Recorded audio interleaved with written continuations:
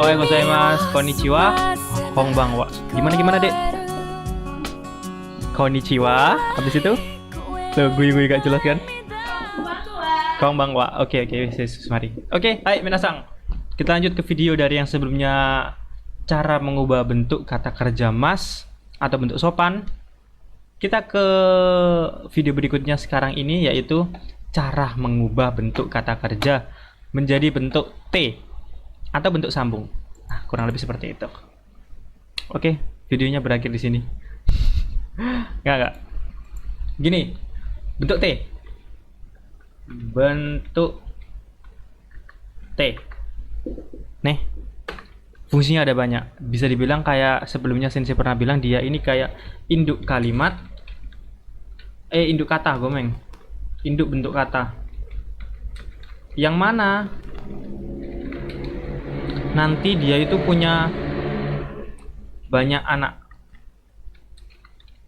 atau anak-anak atau yang bisa dipakai dengan menggunakan bentuk T ini, dia ada banyak gitu variannya gitu. Contoh kalau kita semisal buat, masih ingat kan ini bentuk ini, nah, tabete kudasai, mite kudasai, ini contoh bentuk permohonan. Kita cara mengubah bentuk permohonan. Fungsinya ya, fungsi permohonan. Fungsinya banyak, ada banyak. Sensei di sini cuma kasih contoh 2 aja fungsi. Fungsi satunya itu fungsi penyambung kata. Nih, hai. Contoh. Gao mite gohan o tabemasu. Bisa juga taberu. Nah, mite di sini kayak gimana? Ini mungkin saya belum jelasin ya. Jadi bisa dibilang mite, bentuk kata kerja mite gohan o tabemasu. Ini jadi kayak dia nyambungkan ega itu movie, film. Melihat film, koma, habis itu makan nasi atau gohan o tabemasu, atau kemudian makan gitu. Jadi kayak gini. Abis nonton film, gua makan, anjay, aku makan atau sensei makan gitu. Ega o mite gohan o tabemasu. Kurang lebih seperti itu. Nih, itu fungsi penyambung katanya. Sensei nggak bahas secara lengkap, nanti di next saja. Kalau ada request juga nggak tahu. Oke, sekarang kita selidiki. Oke, kita bedah gimana cara ngubah bentuk T, bentuk kamus menjadi bentuk mas. Bentuk kamus menjadi bentuk T, gomeng. Hai. Ini mungkin ketika minasang lihat ini, jeng. Wait. Mana. Ayah. Nah. Yes, cara ngubahnya gini. Coba di bagian tabel, bagian kolom perubahan. Cara ngubahnya itu nggak semudah bentuk mas. Nih. Ada banyak, kayak misal U jadi T, Ru jadi T, Ku jadi IT, Su jadi ST, Bu jadi ND, Gu jadi ID. Wow. Ada kalau dihitung 1, 2, 3, 4, 5. Dan memang kita harus kayak ingat-ingat bentuk-bentuk T-nya gitu. Di sini Sensei yakin ketika minasang nonton ini, di bagian ini langsung ada wis males sih gitu. Well, jujur Sensei juga waktu awal-awal juga kelihatannya males gitu sih, kayak banyak banget. Dan cara proses atau cara Sensei untuk ingat beberapa dari mereka itu sebenarnya namanya ini fundamental ya, pondasinya yang kita belajar ini itu juga diperlukan, benar. Tapi jujur aja Sensei sampai sekarang pondasi atau fundamentalnya ini Sensei juga belum kuat di bagian T ini. Cara banyak karena ada banyak ini. Jadi Sensei selama ini ngerti cara ngubah dari bentuk kamus ke bentuk T. Contoh, kau, kate, kaku, kaite gitu. Di sini nggak ada, tapi Sensei bisa tahu. Itu karena apa? Karena Sensei ngingat kata kerjanya, ngubahnya bentuk kata kerjanya itu tanpa tahu fundamentalnya. Dan sebenarnya itu juga nggak baik sih kalau bisa ngerti fundamentalnya juga. Oke. Tips pertama yang bisa dipelajari dari minasang, perbanyak vocabulary. Hai. Oke. Kita bedah. Oh, cek gede nih. Ini. Kita bedah satu-satu. Cara untuk membuat bentuk T dari kelompok 1 adalah dengan mengubah akhiran U dalam bentuk kamus menjadi T, IT, ST, atau D, ID. Oke, ada 5 yang barusan saya bahas. Kau membeli. KT. Dia belakangnya akhirannya U diubah menjadi T. Kemudian suwaru atau duduk. Ada lagi contohnya, katanya sawaru. Sawaru sama suwaru itu mirip. Suwaru yang Minasang lihat di layar itu duduk. Kalau sawaru yang Sensei barusan kasih contoh lagi, itu artinya touch atau menyentuh. Yes. Diubahnya suwate. Kalau yang menyentuh tadi berarti sawate. Suwate, sawate. Hai. Lanjut nomor 3. Uru atau menjual menjadi hutte. Jadi di sini kebanyakan yang akhirnya u ya.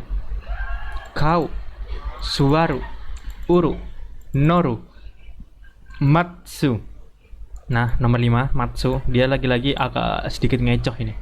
Kenapa nggak jadi matsute atau matste? Tapi dia malah jadi matte. Kita harus memang benar-benar banyak-banyak ingat. Banyak-banyak membiasakan diri. So, nomor 6, lanjut. Kiku. Ini baru dia agak berubah jadi kite. Karena di sini diambilnya tuh bukan u terakhirnya, tapi dari 2 huruf akhir. 2 huruf akhir yaitu K dan U. Ku jadi IT. Kita ke atas bentar. Kiku. Ku, 2 akhiran huruf terakhir jadi IT. Ke nomor 7 kita hanasu. Su, 2 akhiran huruf terakhir diubah menjadi ste. Hanas menjadi hanaste. Bukan hanate. Ya, bukan ya. So, jigaimasu. Yang benar itu hanasu menjadi hanaste. Hai. Lanjut kita ke nomor 8. Asobu, yang belakangnya bu. Huruf yang belakangnya bu. Kata yang belakangnya bu diubah menjadi nde. Asobu, asonde. Mame. So. Oke, lanjut ke nomor 9. Membaca. Yomu. Masih ingat bentuk kata masnya gimana? Yomu itu. Yomimas. Hai. Kalau dari bentuk kamus diubah ke bentuk nde, itu gimana? Yonde, nde, sama seperti bu. Di sini ada kok cara ngingatnya. Coba mate. Sensei Basurita. Basurita. Nanti kalau ketemu sama Sensei ya, kita ingat bareng-bareng lagi. Oke, Saigo. Nomor 10. Oyogu. Saigo dari kelompok 1. Gu yang belakangnya bukan u ya, gu. Jadi ide, oyo ide. Sensei yang kadang agak keliru itu yang nomor 10 ini. Sensei kadang itu oyogu jadi oyonde, pernah gitu. Padahal bukan nde, melainkan ide, oyo ide. Oke, kelompok 1 ada banyak banget. Yes, kita emang perlu ingat mereka semua. Kalau bisa dibiasakan, bukan dihafalin, dibiasakan nih. Ke kelompok 2 itu gampang. Yes, seperti yang Minasan lihat, gampang banget pasti kelompok 2. Ru yang belakang jadi T. Ru yang belakang jadi T. Bentuk kata masnya gimana? Mimas, miru, mimas. Bentuk T-nya gimana? Mite. Taberu yang ke nomor 12 ya, nomor 12. Taberu bentuk kamus. Bentuk masnya tabemas. Bentuk T-nya tabete. Jadi gitu aja. Ru diganti jadi mas. Ru diganti bentuk jadi T. Kelompok 2 gampang banget. Kelompok 3 juga gampang. Karena dia cuma ada 2. Tapi ya gitu, bentuknya dia agak sedikit melawan hukum alam. Kuru atau datang jadi kite. Suru dia jadi ste. Cuman 2 itu aja. Hai, so desu ne. Oke. Sensei harap minasang paham.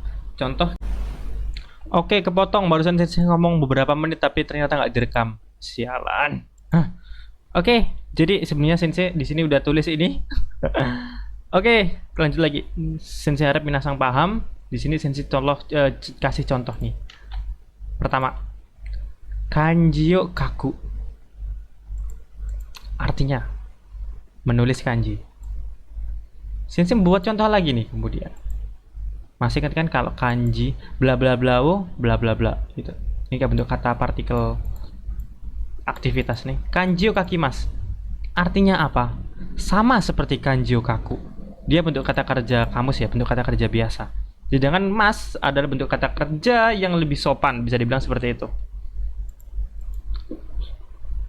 Suste Sensei membuat membuat contoh ini. Hai. Wah, gak kelihatan ya gomeng-gomeng. Enaknya pakai apa? Korene.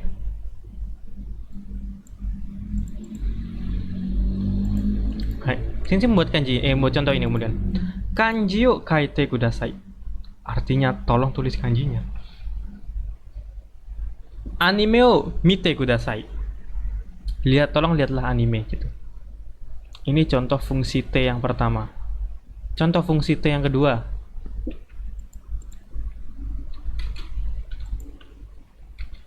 Fungsinya T ada banyak ya. Ini saya cuma kasih contoh dua aja. Fungsi T yang kedua itu kanji yo kaite. Hong wo yomimasu. Penghubung kata.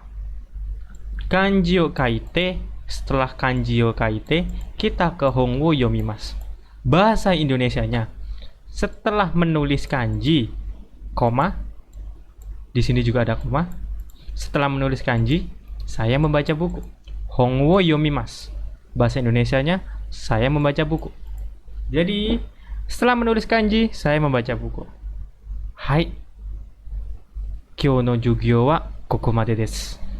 Sensei harap minasang paham dan memang di bagian bentuk T ini agak sedikit memusingkan kepala. Demo, tapi ini juga penting. Dan cara kita belajarnya itu kalau bisa nggak dibuat tersiksa. Loh emang bukannya semua belajar tersiksa Sensei. So desu ne. Tapi ada cara belajar kayak contoh cara belajar bahasa Jepang itu yang menyenangkan, mungkin seperti itu, atau yang sesuai dengan passion kita.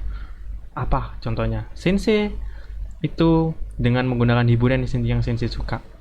Contoh dengerin lagu Jepang, nonton anime, bisa juga mungkin baca komik Jepang gitu.